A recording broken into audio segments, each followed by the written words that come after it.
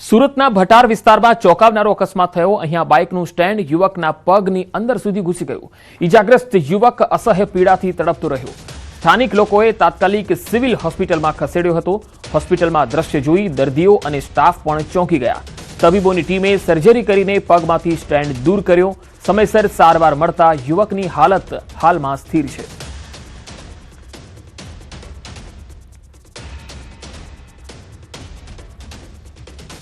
પાટણમાં દારૂબંધીની પોલ ખોલતો વધુ એક વિડીયો સામે આવ્યો। પોલીસ અધિક્ષકની કચેરી નજીક દારૂનો અડ્ડો જોવા મળ્યો।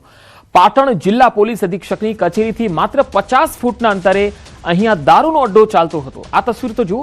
પાટણ જિલ્લા પોલીસ અધિક્ષકની કચેરીની બાજુમાં આવેલ કોમ્પ્લેક્સમાં પાર્લરની આડમાં વિદેશી દારૂનો બાર ચાલતો હતો। આ વિડીયો ત્યાંનો જ છે અને કોમ્પ્લેક્સમાં નીચે પાર્લર અને ઉપર દુકાનોમાં ખુલ્લેઆમ દારૂનો વેપલો। દુકાનોમાં બેરોકટોક મોટી સંખ્યામાં દારૂડિયાઓ આવતા રહ્યા અને દારૂની પાર્ટીઓ માણતા હોય એવા આ દ્રશ્યો છે। ખરેખર આ શરમજનક છે કે નજીકમાં પોલીસ સ્ટેશન હોય, પોલીસ અધિક્ષકની કચેરી હોય, એસપીની કચેરી હોય અને બિલકુલ તેની 50 ફૂટના અંતરમાં જ આ પ્રકારે દારૂનો વેપલો ચાલતો હોય તો ખરેખર અહીંયા પોલીસને આ પડકાર છે। મેં કેટલાક વિડીયો આજે પણ મેં જોયા હતા સોશિયલ મીડિયામાં। એક નાની ઉંમરનો બાળક જેને ભણવાના સમય છે, દિવસો છે, એ બાળક પણ એક કેબિનની અંદર દારૂની ખુલ્લેઆમ થેલા ભરીને બેઠેલો એ પણ જોવા માટે આવ્યું છે। અને બીજા વિડીયો હમણાં જ તાત્કાલિક સોશિયલ મીડિયામાં બીજા પણ પાટણ વિસ્તારના આવ્યા છે। મારી માહિતી મુજબ એસપી કચેરીની નજીકના જ વિડીયો છે એવું મારા જાણવામાં આવ્યું છે। અને આ રીતે જો પાટણ જિલ્લાની અંદર, પાટણ તાલુકાની અંદર કે હારીજ તાલુકામાં અંદર આ દારૂ વેચાતો હોય તો મારી દૃષ્ટિએ પાટણ જિલ્લા માટે ખૂબ ગંભીર બાબત ગણાય। આ સમગ્ર મામલે અમારી ટીમે રિયાલિટી ચેક કર્યું તો દ્રશ્યો ચોંકાવનારા હતા। રિયાલિટી ચેક દરમિયાન કોમ્પ્લેક્સમાં વિદેશી દારૂની ખાલી બોટલો જોવા મળી। વિડીયો વાયરલ થતાં જ દારૂનો બાર બંધ કરી બુટલેગરો ભૂગર્ભમાં ઉતરી ગયા। કોમ્પ્લેક્સની બાજુમાં એસપી કચેરી, બી ડિવિઝન પોલીસ સ્ટેશન અને શ્રમજીવી પોલીસ ચોકી હોવા છતાં બુટલેગરો બેફામ હતા। પોલીસની રહેમનજર હેઠળ જિલ્લામાં ખુલ્લેઆમ દારૂ વેચાતો હોવાના આક્ષેપો મુકાયા છે।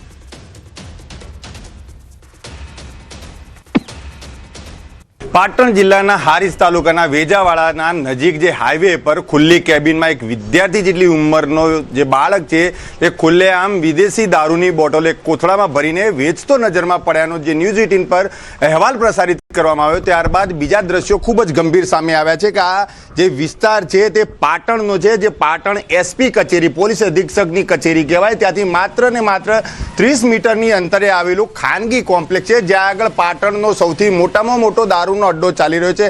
જી હા, આ ન્યૂઝ 18 ઉપર તમે એક્સક્લુઝિવ દ્રશ્યો જોઈ શકો છો કે જે દારૂનો અડ્ડો ચાલી રહ્યો છે તેના બાજુમાં જે કોમ્પ્લેક્સ છે તે કોમ્પ્લેક્સની ગેલેરીના દ્રશ્યો છે। જે ગેલેરીમાં લોકો જે દારૂની પાર્ટીઓ માણતા હોય છે આ તમામ ઇંગ્લિશ બોટલો દેખાઈ રહી છે જ્યાં આગળ લોકો બેસીને દારૂ પીતા હોય છે। સ્વાભાવિક રીતે જો આ વિસ્તાર કહેવામાં આવે તો એક તરફ પાટણનું બી ડિવિઝન પોલીસ સ્ટેશન છે, બીજી બાજુ શ્રમજીવી પોલીસ ચોકી છે, તો ત્રીજી તરફ ખુદ પાટણ જિલ્લા પોલીસ અધિક્ષકની કચેરી અને તેની અંદર એલસીબીનો તમામ સ્ટાફ હોય છે। તેમજ તેની સાથે સાથે આટલા તમામ પુરાવા હોવા છતાં 30 મીટરની અંતરે જો આટલો મોટો દારૂનો અડ્ડો ધસમસતો હોય તો અનેક સવાલો પાટણ જિલ્લા પોલીસ ઉપર પણ ઊભા થઈ શકે છે કે આ એ જ પાર્લર છે કે જ્યાં આગળ દારૂનો અડ્ડાનો જે વેપારી છે તેનું આ પાર્લર છે। સ્વાભાવિક રીતે જો વાત કરવામાં આવે તો ઉપરની જગ્યા જ્યાં લીલી નેટ દેખાય છે તે લીલી નેટની અંદર તમામે તમામ બાર ચાલતા હોય તેવા દ્રશ્યો સામે આવ્યા છે। અંદર લોકો દારૂ બેસીને પીતા હોય છે। તમામ પ્રકારના સ્કેનરો સહિતની સુવિધાઓ ઉપલબ્ધ કરવામાં આવે છે। જેને બાઇટિંગ જોતું હોય, જેને ખાવા પીવાનો નાસ્તો જોતો હોય, તેમજ સોડા તેમજ શરબત જોતા હોય તે તમામે તમામ પ્રકારની સુવિધાઓ અહીંયા ઉપલબ્ધ કરાવી દેવામાં આવતી હોય છે। એક બાજુ જ્યારે પાટણ જિલ્લાના હારીજ ખાતે નાનું બાળક જે ભણવાની ઉંમર હોય છે તેવા બાળકો અત્યારે ખુલ્લેઆમ કોથળાના અંદર વિદેશી દારૂ બોટલો વેચતા નજરે પડે છે, તો બીજી બાજુ પોલીસ અધિક્ષકની કચેરીમાં જ આવી રીતના દ્રશ્યો, પોલીસ અધિક્ષકની કચેરીના બાજુમાં 30 મીટર જેટલા બાજુમાં જ આવા દ્રશ્યો જો સામે આવે તો પાટણ જિલ્લા પોલીસની જે દારૂબંધીની વાતો હતી તે કેટલી સાચી કહેવાય। કારણ કે લોકોને શંકા જઈ રહી છે કે જ્યારે પોલીસ અધિક્ષકની કચેરીની બાજુમાં જો આટલો મોટો વેપલો થતો હોય તો ચોક્કસથી પોલીસ અધિક્ષક તેમજ તેમના તમામ સ્ટાફની શંકા તેમના પર જાય, કારણ કે હપ્તાખોરી વગર આટલું મોટું કાવતરું, આટલું મોટું જે દારૂનું રેકોર્ડ છે તે ચલાવવા માટે શક્ય નથી.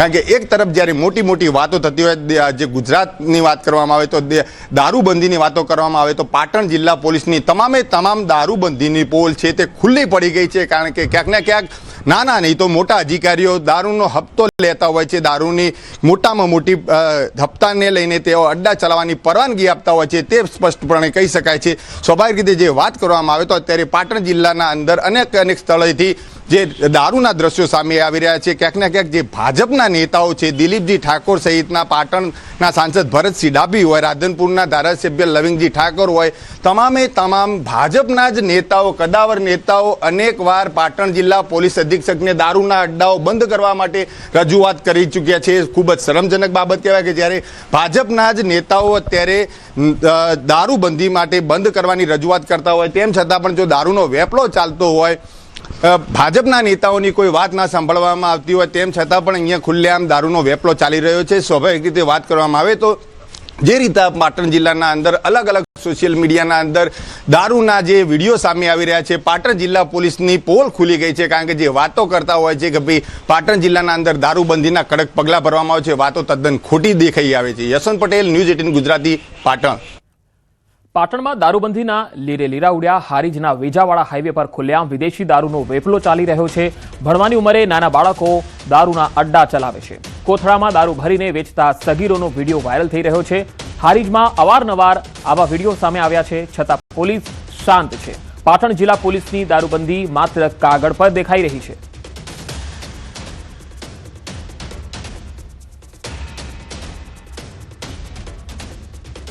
આગામી 3 દિવસ દક્ષિણ ગુજરાતમાં વરસાદની આગાહી. ચોમાસા પહેલા હવામાન વિભાગે મોટી આગાહી કરી છે. આગામી 7 દિવસ ગુજરાતમાં વરસાદ નહીં જોવા મળે. 18 જૂનથી દક્ષિણ ગુજરાતના જિલ્લામાં હળવાથી મધ્યમ વરસાદની આગાહી રહેશે. અધિકતમ તાપમાન કોઈ વધારે બદલાવ નહીં રહે.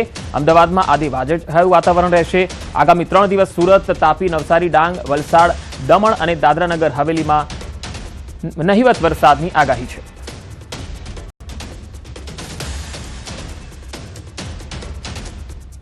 इसमें गुजरात रीजन में मेनली जो साउदर्न डिस्ट्रिक्ट है, इसमें इक्का दुक्का स्थान में हल्का से मध्यम बरसात का संभावना रहेगा. सूरत, नवसारी, वलसाड, दमन, तापी से लेकर जो डिस्ट्रिक्ट्स आगे है उसमें संभावना रहेगा. और ये पूरा हफ्ता के लिए ये वार्निंग रहेगा. और सौराष्ट्र कच्छ के लिए अगले 3 दिन मौसम आमतौर पर शुष्क रहने का पूर्वानुमान दिया गया है. 18 जून से आइसोलेट इक्का दुक्का स्थानों में मेनली दक्षिण गुजरात के जो जिला है, भावनगर और आसपास क्षेत्र अमरेली, इसका हल्का से मध्यम बरसात का संभावना रहेगा. તો શાંત ચોમાસાએ ચિંતા વધારી છે. એક સપ્તાહથી અરબ સાગરની શાખા સ્થિર થયેલી છે. 7 દિવસમાં સહેજ પણ પ્રગતિ જોવા નથી મળી અને ગુજરાતથી હજુ પણ દૂર છે ચોમાસું. 7 દિવસમાં સહેજ પણ પ્રગતિ નથી. ગુજરાતથી હજુ 250 કિલોમીટર દૂર ચોમાસું સ્થિર થયેલું છે અને હજુ વરસાદ જે છે એ ખેંચાય એવી સંભાવના દેખાઈ રહી છે. આમ તો 15 જૂનની આસપાસ ગુજરાતમાં ચોમાસું બેસી જતું હોય છે. હવામાનનું આકલન પણ એ પ્રકારનું હતું, પરંતુ હજુ સુધી વરસાદ આગામી 7 દિવસ સુધી ગુજરાતને સ્પર્શ કરે એવી સંભાવના નથી દેખાઈ રહી. જોકે હળવા વરસાદની સંભાવના ચોક્કસ રહેશે. ખેડૂતોની રેલીમાં પોલીસની માનવતા જોવા મળી. ખેડૂત રેલીમાં આવેલા પોલીસ કર્મીઓએ ખેડૂતને આપી છાસ. પોલીસ અધિકારીઓએ છાસ વિતરણ કરીને માનવતાનું ઉદાહરણ પૂરું પાડ્યું. ખેડૂતો અને પોલીસ વચ્ચે સભા સ્થળે આ માનવતાના દ્રશ્યો પણ જોવા મળ્યા. હાલમાં ખેડૂતો મોટી સંખ્યામાં ટ્રેક્ટર રેલી યોજી અને ગાંધીનગર કૂચ કરી રહ્યા છે. ત્યારે આ દરમિયાન કોઈ ખેડૂત જે છે આટલી આકરી ગરમીમાં વિરોધ કરવા પહોંચ્યો છે, ત્યારે પોલીસ કર્મીઓએ આવા ખેડૂતો માટે છાસનું પણ વિતરણ કર્યું.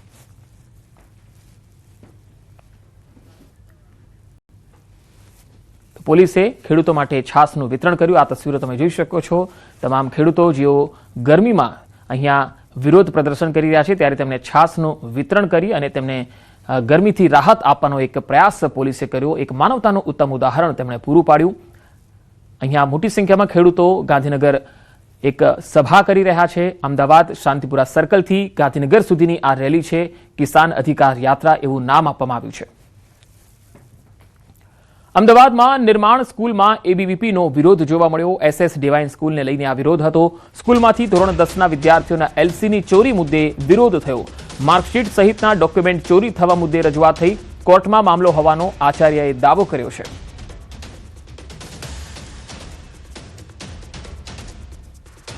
આજે અખિલ ભારતીય વિદ્યાર્થી સહિત અહીંયા આવેદનપત્ર આપીને વિરોધ નોંધાવે છે.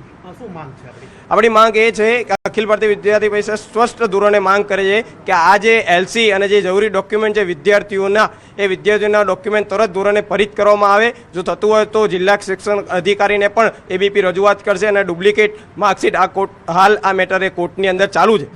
એબીપી જે પણ વિદ્યાર્થીઓનું પરિષદનું જે આંદોલન હતું SS ડિવાઇન હાઈસ્કૂલ જે અમારા ટોટલી શાશ્વતભાઈ કાપડિયા સાહેબ આખું એનું સંચાલન કરતા હતા અને જે પણ કંઈ મેટર છે એ દરેક અરજી સાથેની જે પણ કંઈ બાબતો છે બધી કોર્ટમાં અમે જમા આપી દીધી છે. જ્યારે કોર્ટ એનો ચુકાદો આપે અને જે નિર્ણય આપે બધાને માન્ય રહેશે. સાળંગપુર કોપીરાઇટ મામલે સ્પષ્ટતા. શ્રી કષ્ટભંજન દેવ હનુમાનજી મંદિરની સ્પષ્ટતા. કોપીરાઇટ કિંગ ઓફ સાળંગપુરની મૂર્તિની સુરક્ષા માટે છે. હનુમાનજી તો સૌના છે એવું મંદિર તરફથી કહેવાયું છે. છેલ્લા કેટલાક સમયથી એવી ચર્ચા ચાલી રહી છે કે સાળંગપુર શ્રી કષ્ટભંજન દેવ હનુમાનજી મંદિરે હનુમાનજીના કોપીરાઇટ્સ કરાવી લીધા છે અને હવે કોઈ ભક્ત સંસ્થાની મંજૂરી વગર નવું મંદિર કે હનુમાનજીનું નામ રાખી શકશે નહીં. તો મંદિરે આ બાબતને ખોટી ગણાવી. આવી મોટી છેતરપિંડી અને આર્થિક લૂંટ વડા ભક્તોને બચાવવા માટે જ કાનૂની નિષ્ણાંતોની સલાહથી માત્ર સાળંગપુર ધામ સ્થિત કિંગ ઓફ સાળંગપુરની શ્રી વિશિષ્ટ મૂર્તિ, તેના સુવર્ણવાગા અને સંસ્થાના લોગો તેના જ અમે કોપીરાઇટ અને ટ્રેડમાર્ક લેવામાં આવ્યા છે. ગીર સોમનાથના પાંડેરી ગામે શાળાના વિવાદ અંગે ગ્રામજનો દ્વારા અનોખો વિરોધ નોંધાવવામાં આવ્યો. ગામના તમામ વાલીઓએ બાળકોને શાળાએ ન મોકલવાનો નિર્ણય લીધો. શાળાના પ્રિન્સિપાલની મનમાની અને અયોગ્ય કામગીરીના કારણે શિક્ષણનું સ્તર કથળ્યાનો ગામજનોનો આરોપ છે. તેમજ SMCની બેઠક પણ નિયમિત રીતે બોલાવવામાં આવતી ન હોવાનો પણ આક્ષેપ થયો. સ્થાનિકોના જણાવ્યા મુજબ છેલ્લા કેટલાક વર્ષોથી વિદ્યાર્થીઓની સંખ્યા પણ સતત ઘટી રહી છે. પ્રિન્સિપાલની બદલી નહીં થાય ત્યાં સુધી શાળાનો બહિષ્કાર ચાલુ રાખવામાં આવશે એવી ચીમકી અપાઈ. ઘટના બાદ શિક્ષણ તંત્ર દોડતું થયું છે. એક પણ કાર્ય જે પ્રિન્સિપાલ તરીકે એને કરવાનું હોય તે કર્યું નથી. શિક્ષણ બાબતે એને બહુ ઢીલાસ રાખી છે. બાળક માની લો કે 10 દિવસ શાળાએ ન આવે છતાં તે વાલીને જાણ નથી કરતા. ઘણા બાળકો તો એવા છે ચાલુ નિશાળે વહી જાય, એ લોકો તે પણ ધ્યાન નથી દેતા. જ્યાં સુધી આ મુદ્દાનું કોઈ નિરાકરણ નહીં આવે, પ્રિન્સિપાલની અહીંથી બદલી નહીં થાય ત્યાં સુધી અમારી લડત ચાલુ રહેશે. પ્રિન્સિપાલ તરીકેની એને એકય ફરજ નિભાવી નથી. SMCની સમિતિની રચના એને 3 થી 4 વર્ષ પહેલા કરેલી હશે.